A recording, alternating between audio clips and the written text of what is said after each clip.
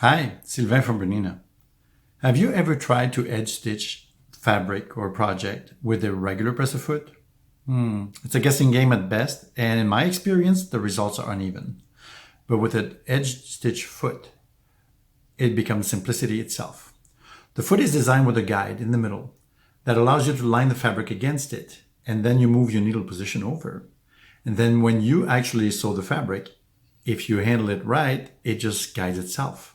So you will get a very straight line of edge stitching. And you have multiple needle positions on Bernina so that you can adjust how deep you want that edge stitching or how close to the edge. That is very simple. Now there are three flavors of the foot. There's a plain number 10 foot that is for 5.5 millimeter machines. It has the same guide, and notice that the guide flexes so that if you come to a cross seam or a webbing, something on a project, you can actually just flex it up, take the first stitch over the extra thickness, and then keep going and still maintain perfect alignment. Now there's a 10C foot that has the coating and enables 9 millimeter needle swing, which means with the 5 needle positions on those machines on either side of the guide, you're getting about 1/8 of an inch deep if you want edge stitching or closer to the edge at about 1 millimeter increments. Now, there is a 10D foot that adds the dual feed.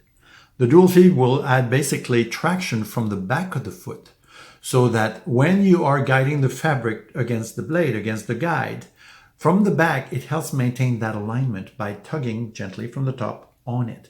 So it makes it easier to track. I will be using the 10D at the machine when I demonstrate how to use the foot.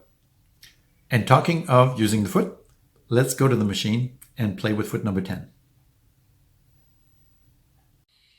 Now here's the key ingredients when using an edge stitch foot number 10 of any flavor. First, you need to move your needle position over either to the left or to the right. Typically it's to the left because that gives room for the bulk of your project. Then you choose your stitch length. Here I'm going to be using a stitch length of 2.0 because this is lightweight cotton on 2 layers. The stitch length should be proportional to the thickness of your project. So I will go to a stitch length of 3, sometimes 3.5 if it's a tote bag, for instance. Then I will engage dual feed. I'm using 10D, so that will give me that extra traction at the back. And then you can actually start sewing. Now, while you sew your edge stitching, the number one mistake people will make is they try to force the fabric against the blade. When you do this, you may remember the word fulcrum from your high school geometry. Now, there's a fulcrum here right at the needle. So if you take the fabric and try to force it against the blade, you see it waving and it will try to move away because it will basically, the front of the blade becomes your fulcrum, and then that will force the fabric to wiggle and it may edge away from the stitch. So the key is to keep it lined up. Do not look at the needle, only look at the front of the guide, which is pretty stationary when you sew. And what I like to do is, with my fingers of the right hand, I like to put a very, very slight amount of pressure down on the fabric and let the machine feed it from me. The other mistake that people make is trying to help. If you try to help and force the fabric towards the foot, then if you do a little too much and you don't realize you're doing it, you will be causing this wave, and that is a free permission for the fabric to actually ease away from the guide. So, fingers on the fabric, maintain a slight resistance. And what I do on my machine is I slow down my speed slide control to about 1/3, and then I can floor the pedal, and that way my concentration is no longer on the speed control, it is strictly on my hands and on the guide. Again, just look at the guide and look at the edge of your fabric and you will be good to go for the entire length of the project. Slow and steady makes for perfect results. When I'm done, I'll show you the results. You notice that you get a perfectly even edge of stitching, and I did not have to do anything special. A couple of ingredients that will help also. You want a sharp needle, typically, either Microtex or denim, because that will maintain a perfectly straight line of stitching. A universal needle might get deflected a little bit here and there by the fibers in the fabric, and then your edge stitching won't look perfect. While edge stitching, you will encounter corners. Corners happen. So let me give you a couple of pointers here for the corners. You will want to use either the hover, if your machine has it, or your freehand system. That will make for a much easier corner to turn. Corners are not difficult. You just need to pivot the fabric at the right time. Now, that brings up the needle down stop on your machine. So my machine, when I edge or top stitch, is always using the needle stop down function. That way, when I pause, it will keep control of the fabric for me. So I have the same stitch length I used before. When I'm ready to turn the corner, I'm approaching the corner, I will slow down because the fabric, of course, will be under the foot. It's not obvious whether I have just the right spot. So what I will do is I will lift the foot, pivot, and see that I'm exceeding a little bit here. So what I'm going to do is go back, take one more stitch, and if you have the pivot, it already lifted the foot for you, and now I'm right on the spot. I can now turn the corner and continue my seam.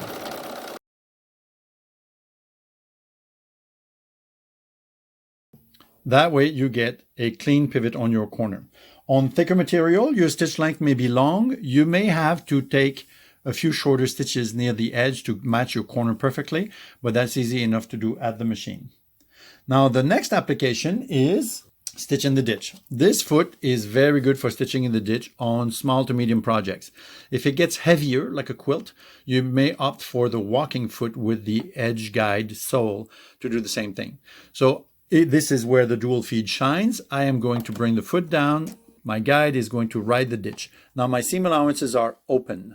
That will work better than seam allowances that are felled to one side. If they fell to one side, there will be a thicker ridge and it will tend to push harder on the guide compared to the other side. So this will give me even travel in my ditch.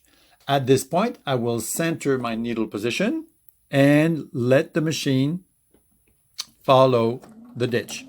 Now, if you try to force feed the fabric, your ditch will rise and the guide may basically travel away from it. So what I like to do is just maintain just a slight pressure and a little bit to the side without pulling and stretching, and let the machine follow the ditch.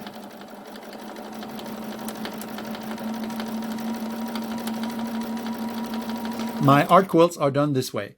I stitch in the ditch for miles, and it really helps. So that will do your stitch right in the ditch here, where you don't have to worry about it. The machine tracks for you.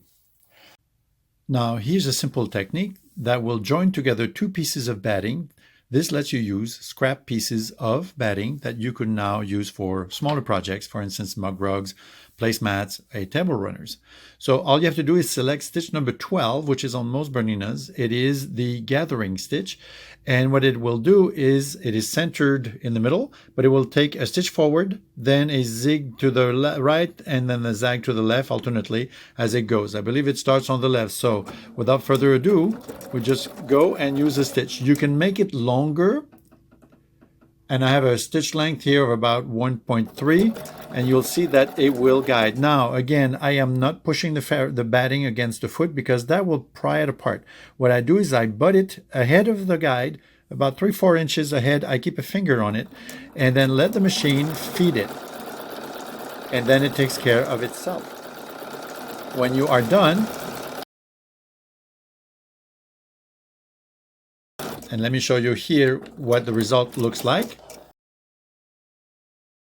Your batting is now in one piece. With a little puff of steam, you would never know these were two separate pieces when you started. And if you can use a very fine thread with a fine needle, it makes very little impact on the edge of the batting where it's joined together. So that's a little bonus tip for you to get use of your scraps in your projects. So that is the scoop, if you want, with Edgestitch Foot number 10, 10C, and 10D. Now I've barely touched the surface. In the big book of feet, there's a whole table of applications of what you can do with the foot. And then each technique that's listed there has an illustration and the steps how to execute that technique in the book as well. So if you want to leverage that foot for more than just simple edge stitching, the big book of feet is, as usual, your reference to get the most out of this and all the feet that you have currently. Now, we've gone over the basic techniques of edge stitching proper, turning corners, joining edges together. There's a little secret tip. It's not a secret, really. I was using a Bernina 790. It's a 9mm machine. So if you have a 5.5mm machine, let's say an Aurora, then your 11 needle positions will be basically within the 5.5mm range, which means they're a little closer together. So on a 9mm machine, they are further apart because the maximum width of the swing of the needle is wider. But if you put and tell the machine on the 9mm, like a 790, if you put a 5.5mm plate and tell the machine, then it will restrict those needle positions to closer to center.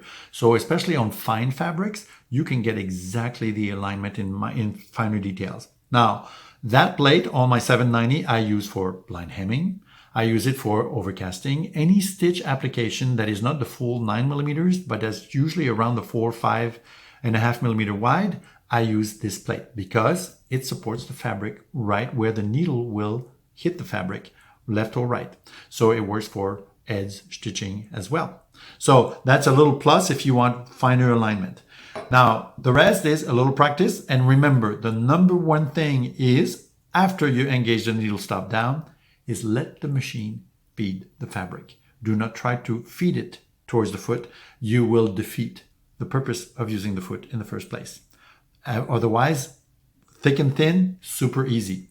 And if your project gets too bulky, too heavy, like say a full-size quilt, then the walking foot is your ally because it adds the extra traction. Remember, 5 times the performance versus dual feed, right? So if you use a walking foot, for years now, we've had a third sole that has an edge guiding and is also good for stitching the ditch on a quilt. So either way, the same principle works. It's just selecting the foot that is more appropriate to the bulk and size of your project. Have fun following the edges. Do not fall off the edge, and we'll see you next time.